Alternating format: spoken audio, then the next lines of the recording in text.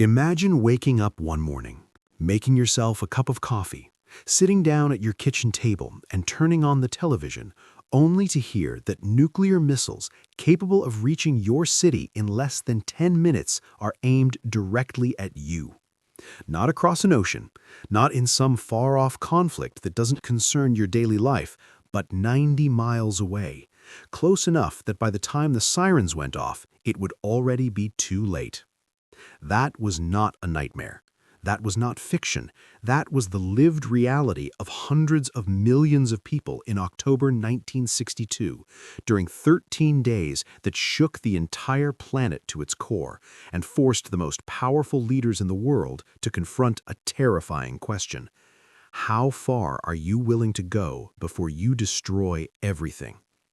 This is the story of the Cuban Missile Crisis, the most dangerous confrontation in the history of human civilization, a moment when the world stood at the very edge of nuclear annihilation and somehow, barely, pulled itself back. It is a story about power, fear, pride, and the extraordinary fragility of peace. And more than 60 years later, its lessons have never been more important. To truly understand how the world arrived at this terrifying moment, we have to go back further, back to the end of World War II, when the global order was completely shattered and rebuilt from scratch. When the war ended in 1945, the old empires of Europe lay in ruins. Two new superpowers rose from the rubble to dominate the world stage: the United States of America and the Union of Soviet Socialist Republics, better known as the Soviet Union. These two nations were allies during the war, united by their shared desire to defeat Nazi Germany. But once that common enemy was gone, the deep and fundamental differences between them came roaring to the surface. The United States was built on a foundation of democracy, individual freedom, and capitalist economics. The Soviet Union, on the other hand, was a communist state, where the government controlled the economy, suppressed political opposition, and operated under the belief that communism was the inevitable and superior future for all of humanity. These two visions of the world were not just different, they were completely incompatible, and both nations believed deeply that the other represented a dangerous and existential threat. What followed was a decades-long struggle for global dominance that historians call the Cold War. It was called cold because the two superpowers never directly fought each other in open military combat. The consequences of such a war were simply too devastating to contemplate. Instead, they competed through proxy wars, through espionage, through propaganda, through the space race, through economic competition, and through the rapid and terrifying buildup of nuclear weapons. By the early 1960s, both the United States and the Soviet Union had accumulated enough nuclear firepower to destroy not just each other, but the entire planet many times over. The strategic doctrine guiding both sides was something called mutually assured destruction, a concept so grim and so absurd that its acronym, MAD, seemed almost intentional. The idea was simple and chilling. If either side launched a nuclear attack, the other would retaliate with equal or greater force, and both nations would be annihilated. Neither side could win a nuclear war, so theoretically, neither side would start one. It was a peace built not on trust or goodwill, but on the shared terror of total destruction. And for years, it held, but only barely, and only because both sides were careful enough not to push too hard. In October 1962, that careful balance came closer to collapsing than at any other moment in history. The roots of the Cuban Missile Crisis stretch back to 1959, when a bearded revolutionary named Fidel Castro led a guerrilla insurgency that successfully overthrew the Cuban government of Fulgencio Batista. Batista had been a corrupt and authoritarian leader, but he was friendly to American business interests, and Cuba under his rule had become deeply intertwined with the American economy. American corporations owned vast amounts of Cuban land and industry. American tourists flooded Havana's hotels and casinos. When Castro came to power, all of that changed almost overnight. Castro was a committed Marxist who believed that Cuba's resources should belong to the Cuban people, not to foreign corporations. He nationalized American-owned businesses, seized property, and began dismantling the old economic order that had benefited the United States so enormously. Washington was furious. The Eisenhower administration quickly moved to isolate Cuba diplomatically and economically, imposing trade restrictions that pushed Castro even further toward the Soviet Union for support and survival. The relationship between Cuba and the Soviet Union deepened rapidly, and for the United States, the implications were alarming. Cuba was not some distant nation on the other side of the world. It was a small island sitting just 90 miles off the southern tip of Florida. Having a Soviet-aligned communist state that close to American shores was, from Washington's perspective, completely unacceptable. The Eisenhower administration began secretly planning a covert operation to remove Castro from power, and that plan was inherited by the newly elected president John F. Kennedy when he took office in January 1961. Kennedy was young, charismatic, and relatively inexperienced in foreign policy. He was handed a plan that had already been set in motion by the CIA, a scheme to train and arm a group of Cuban exiles, land them on Cuban shores, and spark a popular uprising that would topple Castro's government. Kennedy had serious doubts about the plan, but felt politically unable to abandon it entirely. In April 1961, the operation launched at a place called the Bay of Pigs, and it was a catastrophic, humiliating failure. The invasion force was quickly defeated by Cuban military forces. The expected popular uprising never materialized.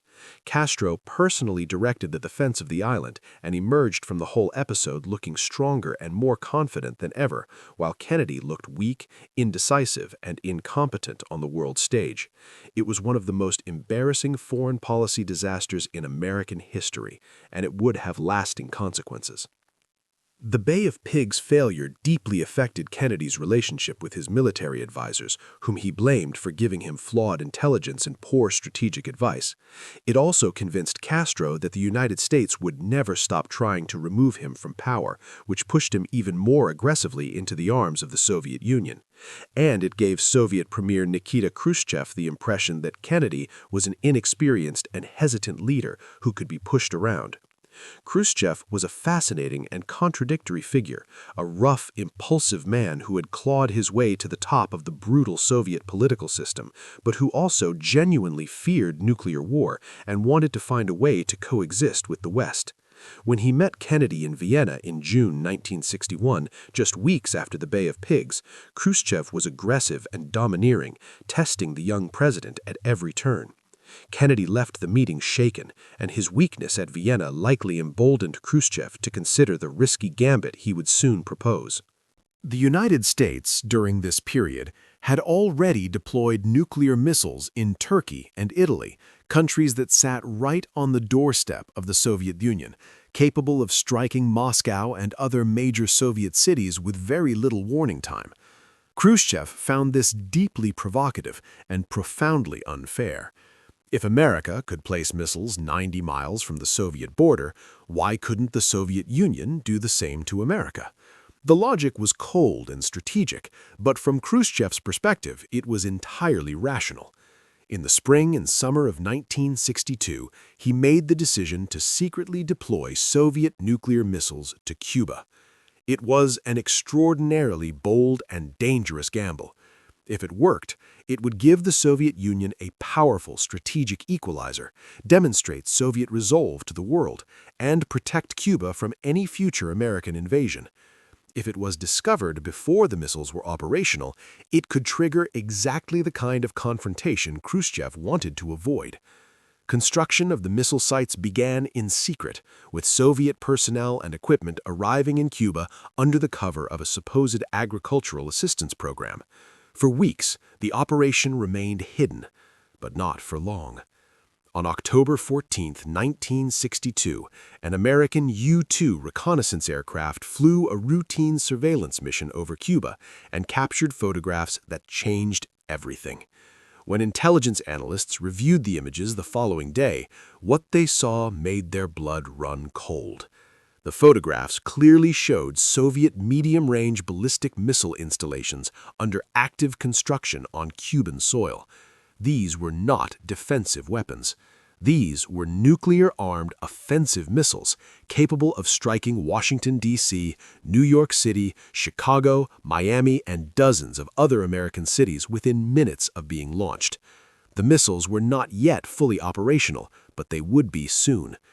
On the morning of October 16, 1962, National Security Advisor McGeorge Bundy walked into President Kennedy's bedroom and delivered the news that would define his presidency and reshape the world.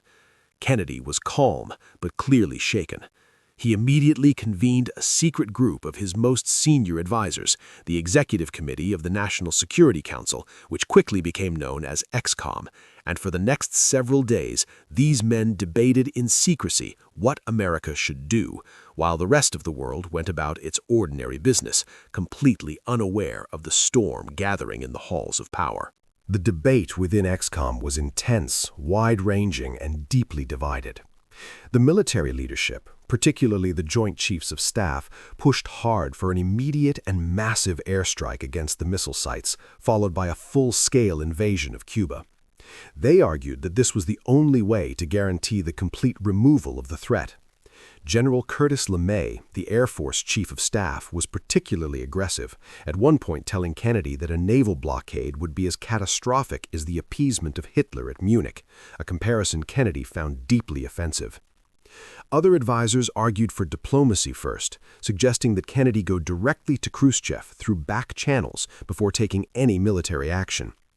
Kennedy himself was deeply reluctant to launch a military strike that could kill thousands of Soviet personnel and almost certainly trigger a Soviet military response somewhere in the world, most likely in Berlin, where Soviet forces surrounded the isolated Western enclave deep inside communist East Germany. After days of exhausting debate, Kennedy made his decision. Rather than an immediate military strike, he would impose a naval blockade, which he deliberately called a quarantine to avoid the legal implications of the word blockade, which under international law could be considered an act of war, around Cuba, intercepting any Soviet ships carrying additional military equipment to the island. He would also demand publicly that the Soviet Union remove the missiles already there. On the evening of October 22, 1962, President Kennedy appeared on national television and addressed the American people and the world. In a calm but grave voice, he revealed the existence of the Soviet missiles in Cuba, announced the naval quarantine, and made clear that the United States would regard any nuclear missile launched from Cuba against any nation in the Western Hemisphere as an attack by the Soviet Union on the United States, requiring a full retaliatory response. The speech sent an electric shock through the global consciousness. People everywhere understood immediately that the world had entered a new and terrifying phase. In cities across America, families rushed to grocery stores and stocked up on canned food and water. School children practiced duck and cover drills, hiding under their desks as if that would protect them from a nuclear blast. Military forces around the world went to heightened states of alert. American B-52 bombers carrying nuclear weapons took to the skies and stayed there, circling on continuous airborne alert, ready to strike Soviet targets at a moment's notice. Soviet ships loaded with military supplies were already crossing the Atlantic, headed toward Cuba. The American naval blockade line was drawn, and the entire world watched with held breath as those Soviet vessels continued to approach. On October 24, the moment of maximum tension arrived. Soviet ships reached the quarantine line, and then, one by one, they slowed. They stopped, and they turned around. The confrontation at sea had been avoided, at least for now, but the missiles already in Cuba remained, and the crisis was far from resolved. Behind the scenes, a furious and desperate exchange of communications was taking place between Washington and Moscow. Khrushchev sent Kennedy 2 letters in quick succession. The first was long, emotional, and surprisingly personal, expressing a genuine desire to find a peaceful resolution and suggesting that the Soviet Union would remove the missiles if the United States pledged never to invade Cuba. The second letter, arriving the next morning, was harder and more formal, adding a new demand. The United States must also remove its missiles from Turkey. Kennedy and his advisors, on the advice of his brother Robert Kennedy, decided to respond only to the first letter and ignore the second, while secretly agreeing through back channels to remove the Turkish missiles at a later date, as long as the arrangement was never made public. October 27, 1962, went down in history as Black Saturday, the single most dangerous day of the entire crisis, and arguably the most dangerous day in human history. That morning, a Soviet surface-to-air missile shot down an American U-2 spy plane over Cuba, killing the pilot, Major Rudolph Anderson. Kennedy's military advisors told him this was an act of war and urged him to retaliate immediately. Kennedy refused. That same day, another U-2 accidentally strayed into Soviet airspace over Siberia, nearly triggering Soviet interceptors. And, deep in the waters of the Caribbean, a Soviet submarine, designated B-59, had lost contact with Moscow for days. Depth charges dropped by American naval vessels, intended as signaling devices, not weapons, rattled the submarine so severely that its captain believed war had already begun. The submarine was armed with a nuclear torpedo. Under Soviet protocol, launching it required the agreement of 3 officers. The captain and the political officer both agreed to launch, but the third officer, a man named Vasily Arkhipov, refused. He argued, calmly and firmly, that they had no confirmation of war and that launching a nuclear weapon without such confirmation would be reckless and catastrophic. His 2 colleagues eventually backed down. The torpedo was not launched. One man, in one submarine, in the middle of the ocean, may have single-handedly prevented the end of the world. By October 28, the diplomatic back-channel negotiations had finally produced a result. Khrushchev announced publicly that the Soviet Union would dismantle and remove its missiles from Cuba. In exchange, the United States publicly pledged not to invade Cuba and secretly agreed to remove its Jupiter missiles from Turkey within several months. The crisis was over. The world exhaled. People wept in the streets. Church bells rang. For 13 days, humanity had stared into the abyss of its own destruction and somehow found its way back from the edge. The aftermath of the Cuban Missile Crisis transformed international relations in ways that are still felt today. One of the most immediate and practical consequences was the establishment of the Moscow-Washington Hotline in 1963, a direct communication link between the 2 superpowers, popularly known as the Red Telephone, designed specifically to allow leaders to communicate instantly during future crises and prevent dangerous miscommunications from escalating out of control. The crisis also accelerated serious arms control negotiations between the 2 superpowers, leading to the Partial Nuclear Test Ban Treaty of 1963, which prohibited nuclear weapons testing in the atmosphere, underwater, and in outer space. It was a modest but symbolically important step toward pulling the world back from the nuclear brink. Perhaps most profoundly, the Cuban Missile Crisis fundamentally changed the way both superpowers thought about nuclear weapons and the limits of brinksmanship. Both Kennedy and Khrushchev came away from the experience deeply shaken by how close things had come to catastrophe, not just because of the decisions they made, but because of all the things that happened around and beneath those decisions that neither of them fully controlled. The rogue submarine, the accidental airspace violation, the shoot-down of the U-2. In a crisis of this magnitude, with so many moving parts and so many human beings operating under extreme stress with incomplete information, the chances of a catastrophic mistake were terrifyingly high.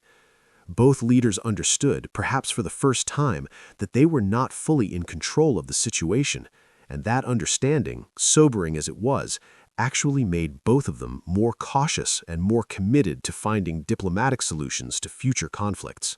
The Cuban Missile Crisis remains, more than 60 years later, one of the most intensively studied events in the history of international relations, crisis management, and nuclear strategy. It has been examined and re-examined by historians, political scientists, military strategists, and psychologists, each finding new layers of complexity and new lessons in the decisions that were made and the ones that weren't. It reminds us that history is not made by abstract forces or inevitable trends, but by individual human beings with all their fears, their pride, their blind spots, and their occasional moments of extraordinary wisdom and courage. It reminds us that peace is not a given, it is fragile, it requires constant effort and constant vigilance, and it can be shattered in an instant by miscalculation, misunderstanding, or simple bad luck.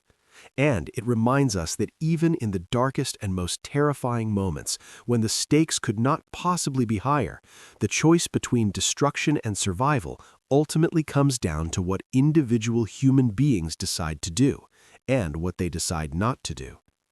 The world came within a hair's breadth of ending in October 1962. It didn't, and the fact that it didn't was not simply the result of great leadership or careful planning, though those things mattered.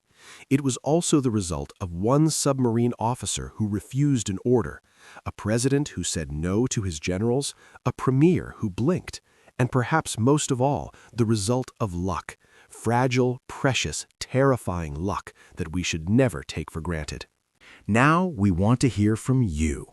What do you think was the single most important moment that prevented nuclear war during the Cuban Missile Crisis?